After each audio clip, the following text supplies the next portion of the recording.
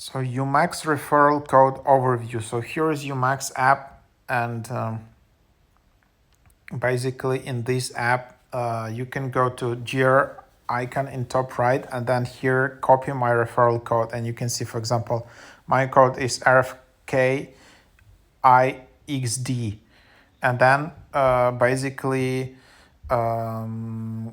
you can also then use if you use my code, if 3 people use my code, then I will get 1 free scan.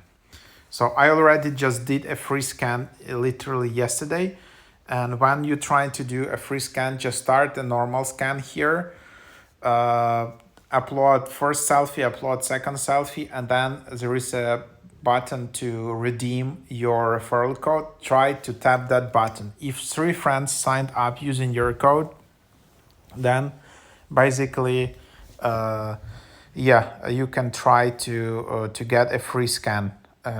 So that's how it works. But even if you got a free scan, you can only do it once per 7 days, and so you can't invite your friends all the time and get free scan every day. So if you got lucky and 3 of your friends signed up, great, you get a free scan, but you can only do it once per 7 days. Then you can then just supercharge, and you need to pay. So that's basically at the moment how this app is working. So that's basically what it is.